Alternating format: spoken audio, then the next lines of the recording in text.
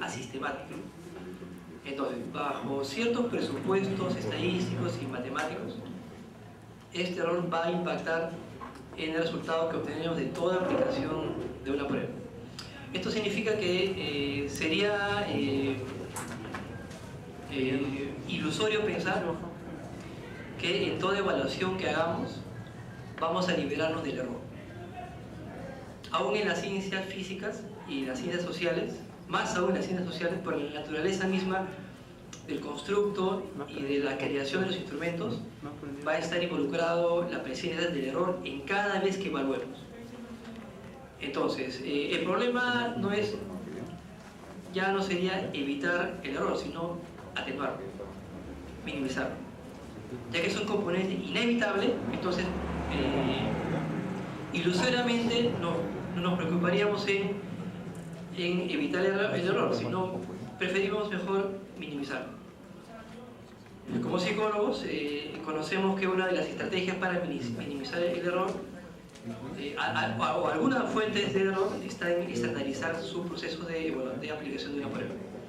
Esta estandarización significa estandarizar su proceso de interpretación, los estímulos que se aplican, las instrucciones y las condiciones periféricas que ayudan a que la medición sea 544 no es a una forma B, de cuales se dicen que son paralelas porque tienen ciertas cualidades estadísticas que son invariables. Por ejemplo, entre las formas A y B van a tener la misma distribución, el mismo puntaje promedio, la misma distribución de errores inclusive. Entonces, llamamos formas paralelas cuando las características estadísticas de esas dos formas son iguales. Entonces, si son iguales, esas dos expresiones similares del constructo, se supone que el puntaje o resultado obtenido de esa persona en esas dos formas no debería ser diferente. Pero si es diferente, eso le llamamos error. Error de naturaleza aleatoria. ¿Por qué he centrado esta exposición en el método de la consistencia interna? Porque es uno de los más utilizados a nivel mundial. Y justamente los anteriores es el menos utilizado porque resulta costoso primero construir formas paralelas, es decir, construir pruebas de versiones diferentes solamente para estimar la confiabilidad. Y segundo, que frecuentemente uno no encuentra la disponibilidad de las instituciones o las personas para hacer un TR-test. Entonces, el método que predomina para hacer una estimación es el método de la consistencia interna. El predominio de este método no significa que sea el mejor, ni tampoco que sea la estimación de confiabilidad, porque estamos viendo que hay diferentes aspectos de la estimación de la confiabilidad que abordan diferentes fuentes de error. Entonces, cuando uno en una publicación, en un manual, lee que se estableció la confiabilidad y se aplicó el método de consistencia interna, en realidad solamente está dando una información parcial, con una apariencia de información total respecto a la confiabilidad. La siguiente, por favor. La siguiente. Bien. Aquí llegamos a la parte que va a combinar lo aplicado y lo conceptual. ¿Qué estrategia se puede hacer para reportar la confiabilidad, específicamente la consistencia interna de los instrumentos? El más frecuente y universalmente conocido es el método de la estimación puntual. Aquí llamamos la estimación puntual. Es sencillamente, luego de haber obtenido los datos, una muestra, aplicamos un coeficiente determinado, coeficiente de consistencia interna, y obtenemos ese valor. Ese valor, considerado único, es la estimación puntual. Ese es el método que los que no están en el área psicométrica aplican. Sin embargo, a través de ya varias décadas se ha demostrado que hay otras estrategias de análisis de la consistencia interna. Es decir, ya no solamente basta estimar puntualmente un resultado, sino ahora, y de acuerdo a exigencias de calidad en la medición y a las exigencias de una mayor transculturalidad entre las mediciones, Se exige ahora otros enfoques para dar una mejor información sobre la consistencia interna estimada. Por lo tanto, basado en el desarrollo estadístico de estos coeficientes, se ha introducido, por ejemplo, la estimación de intervalo de confianza para la consistencia interna. Para familiarizar un poco, deben conocer ustedes el coeficiente alfa de Cronbach. El coeficiente alfa de Cronbach es casi un estándar para estimar la consistencia interna. Y es un mal estándar, y ahora después lo voy a explicar por qué. Entonces, cuando aplicamos el coeficiente alfa como una estimación de consistencia interna, entonces creemos que hemos hecho la mejor estimación de confiabilidad posible. Creemos. Entonces, vayamos un paso más. Se pueden estimar intervalos de confianza. Cuando hemos llevado los cursos que tanto nos gustaron de estadística descriptiva, estadística inferencial, entonces aprendimos a hacer estimaciones basadas en intervalos de confianza. Por ejemplo, los intervalos de confianza para la media, los intervalos de confianza para la diferencia de media, para la varianza, para la diferencia de varianzas, los intervalos de confianza para las proporciones, pero también hay intervalos de confianza para alfa de Cronbach, lo que significa que se puede informar sobre la variabilidad por error de muestreo de este coeficiente, de este y de varios coeficientes más que ahora después vamos a nombrar. Esa es la estrategia número 2. La número 1, la estimación puntual, que todos lo hacemos. La número 2, que ya puede resultar un aporte novedoso para los presentes, es la estimación de intervalos de confianza. Y número 3, la comparación. La comparación de la confiabilidad.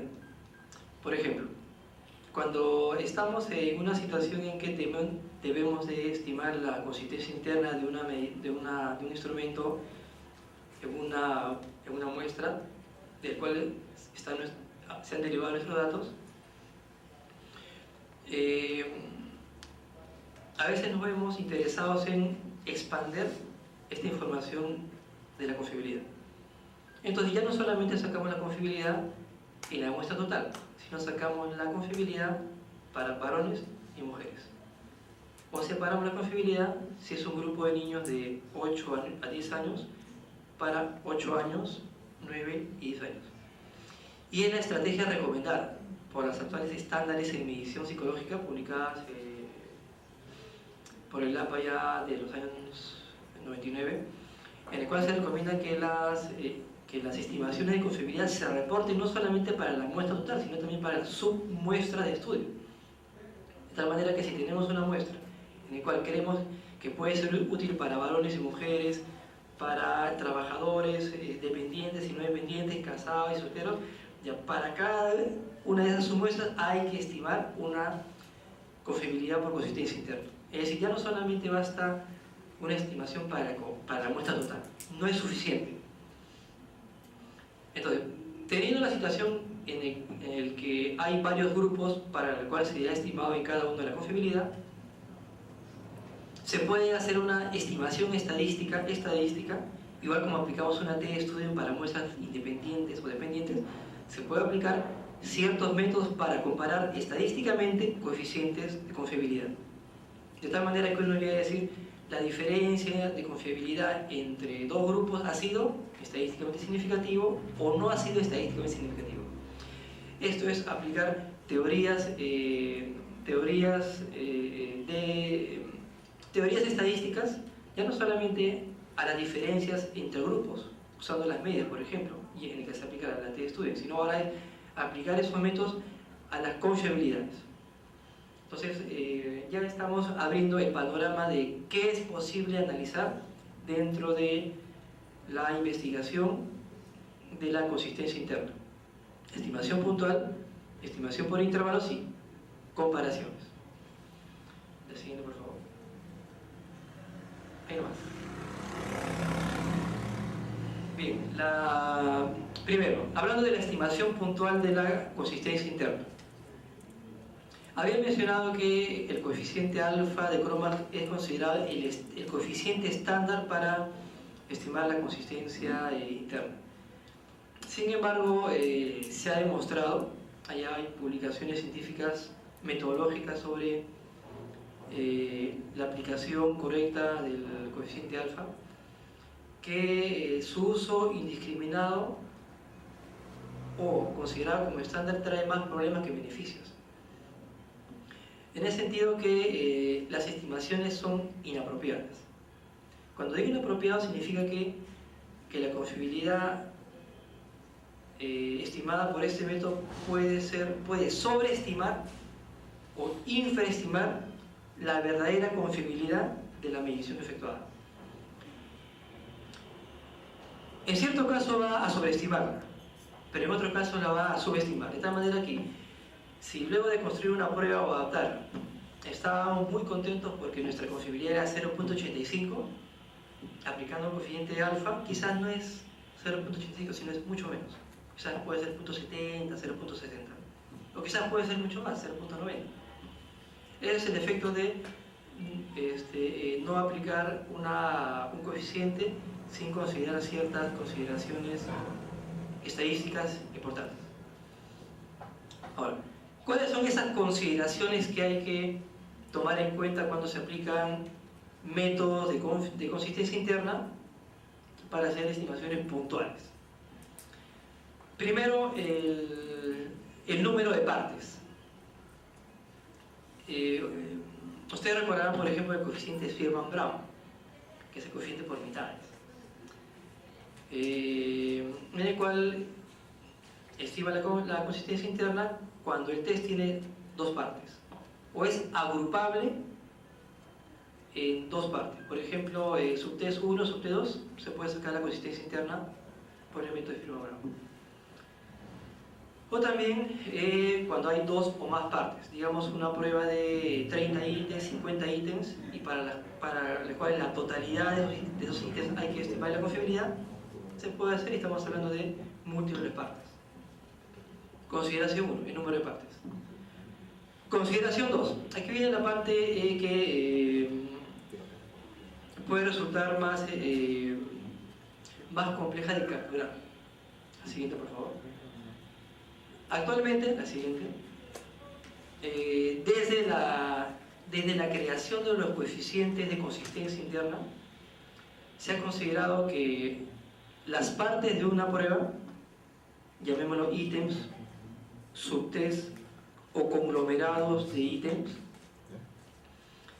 deben tener ciertas condiciones estadísticas identificadas en tres tipos de modelos de medición o modelos de partes de una prueba. Llamémosle el modelo de paralelismo clásico, el modelo equivalente tau y el modelo congenérico.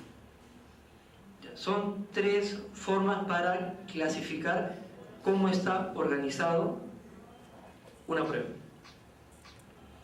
Cuando decimos que una prueba cumple la condición de paralelismo clásico, cuando todos sus ítems o partes producen similarmente los mismos puntajes promedios, cuando producen la misma variabilidad y cuando producen la misma variabilidad de error.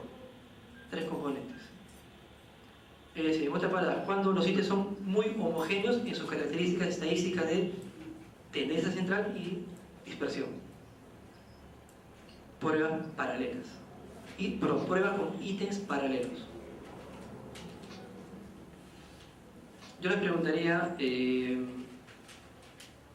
cuando tenemos una prueba de eficiencia o de ejecución máxima, por ejemplo una prueba de aptitudes, y esta se ordena del ítem más fácil a más difícil, se espera que el promedio de respuestas promedio disminuya. O sea, el primer ítem será respondido por casi todos y el último ítem por casi nadie. Entonces, ahí estamos encontrando diferencias en los puntajes promedio esperables por cada ítem. Esa prueba, por ejemplo, no cumple la condición de paralelismo clásico. pruebas llamadas que siguen un modelo de equivalente Tau. Son aquellos modelos de partes en los cuales existe homogeneidad en los promedios de cada ítem, pero se espera variabilidad de error en cada ítem. O sea, se espera que haya cierta dispersión. Estamos relajando más las exigencias. En el primero era medias iguales, dispersión igual. En la segunda, ya no. Se espera que sean medias iguales, pero la dispersión puede variar. En el modelo congenérico ya existe un relajamiento generalizado de las propiedades. Pueden ser ítems que tengan diferentes niveles de dificultad, diferentes niveles de puntaje promedio y diferentes niveles de variabilidad dentro de sus partes, que puede ser ítems, subtest o agrupaciones de ítems.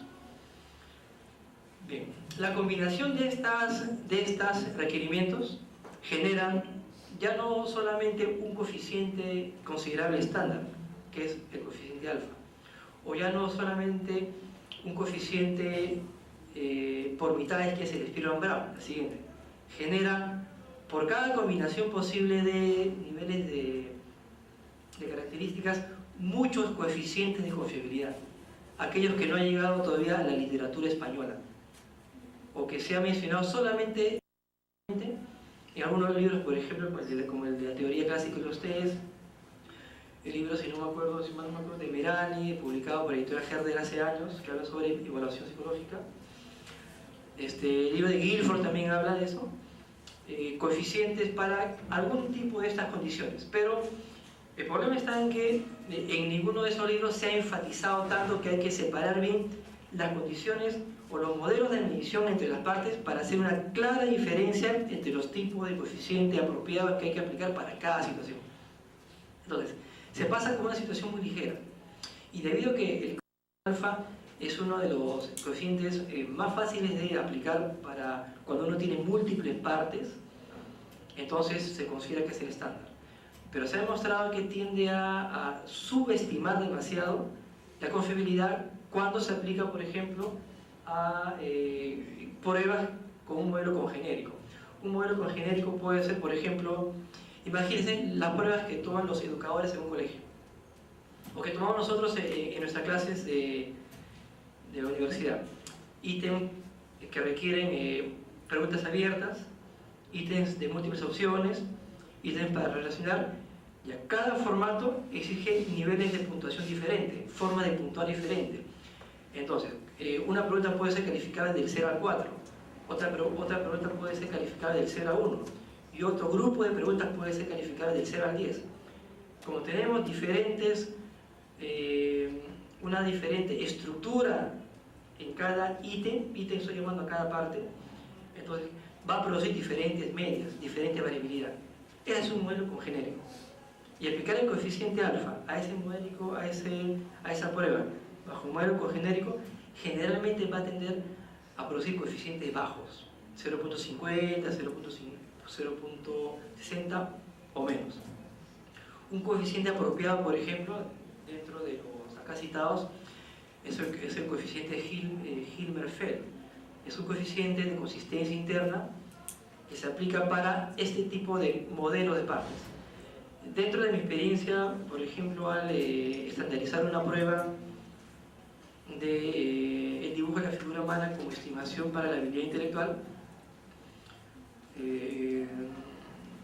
estimé la consistencia interna por estos dos métodos, el coeficiente alfa y el coeficiente Hilmer-Feld. Entonces, todos los coeficientes, cuando estimé la confiabilidad por estos métodos, aplicando el coeficiente alfa, obtuve consistencia interna de 0.50, 0.49, 0.60. Pero cuando apliqué el coeficiente Hilmer-Feld, por ejemplo, me salió confiabilidad de 0.70, 0.80.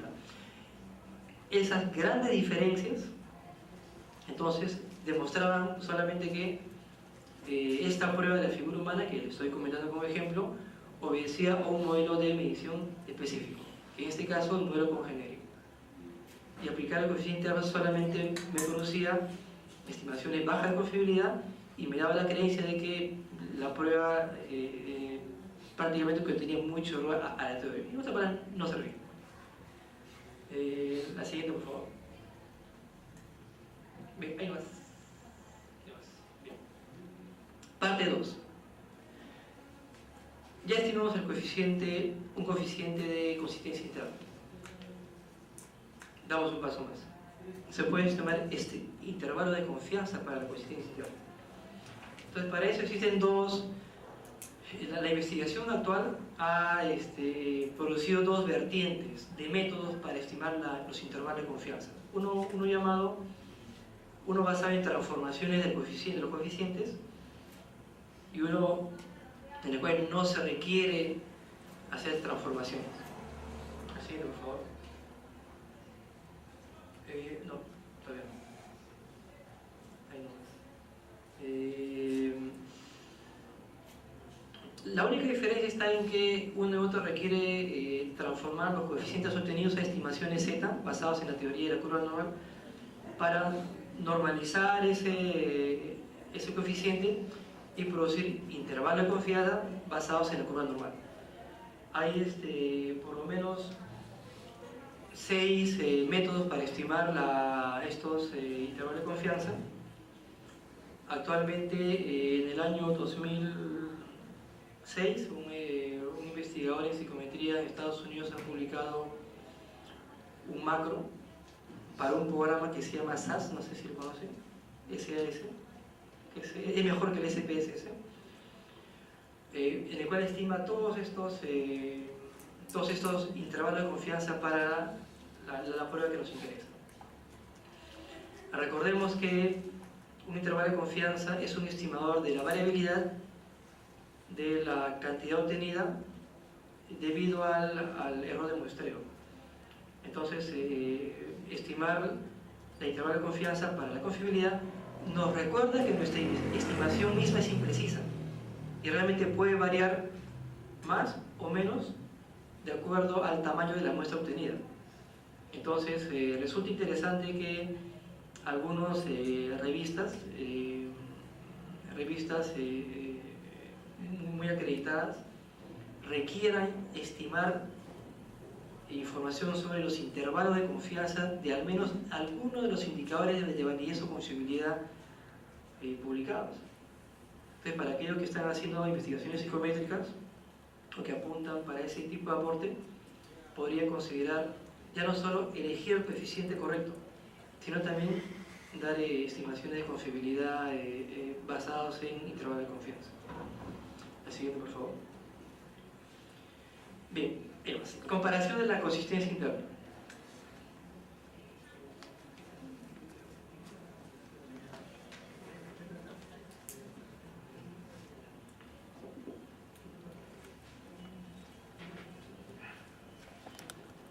Sigue siendo grave y cada día es peor. Entonces, por eso me parece importante esto, ¿no? Siguiente, por favor. Hipótesis. Existen diferencias en las creencias y actitudes hacia la violencia de acuerdo a las variables mencionadas hace un momento, y también existe relación entre los componentes de la escala de creencias y actitudes con la violencia en función a las variables mencionadas. Se supone que probablemente de acuerdo a la facultad de procedencia del sexo va a haber diferencias, ¿no? Y también dentro de del propio instrumento también, porque mide por un lado creencias y por otro lado actitudes. No es tan separado, ¿no? Pero más o menos por ahí va el asunto. Siguiente, por favor. La población es de 4 facultades que me parecen relevantes para poder analizar en ellos la creencia y actitudes, ¿no? De la violencia. Derecho, educación, biología y psicología, ¿no? Esa es la población, y la muestra es probabilística, tomando 125 de cada una de las facultades de ambos sexos, ¿no? Siguiente, por favor. La ficha técnica de la prueba es una prueba norteamericana, escala de creencias y actitudes relacionadas con la violencia, del año 2006, de los investigadores Bram y Anastasio, ¿no? Son 50 reactivos con 7 subescalas, 4 de las cuales miden actitudes respecto a cómo controlar la conducta violenta, y entre ellas está la pena de muerte, castigo, prevención y catarsis. Y 3 que miden creencias sobre los orígenes de la conducta violenta, que son influencia ambiental, influencia biológica, influencia o enfermedad mental, ¿no? El original estaba hecho en función a 7 rangos. En la versión que yo pretendo adaptar la voy a hacer en función a 5, ¿no? La versión original está hecha para estudiantes universitarios y por el momento no pretendo llevarlo más allá de ello, ¿no? Siguiente, por favor. El diseño de investigación es descriptivo comparativo, ¿no? En relación que se realiza medición de las variables y se comparan con los grupos estudiados, ¿no? Según Sánchez y Reyes, ¿no? Siguiente, por favor. En las variables son en primera instancia las creencias sobre las causas de la conducta violenta, la segunda es actitudes hacia el control de la conducta violenta y la variable para controlar son universidad, que bueno, va a ser en primera instancia San Marcos, ¿no? Facultad, el nivel de estudio, la edad y el sexo. La traducción, que es lo primero que hice, la traducción al español de esta prueba, una adaptación semántica y empírica de la prueba para ver, primero fue una evaluación cualitativa para ver si se entendía la traducción, si había que modificar algo ahí.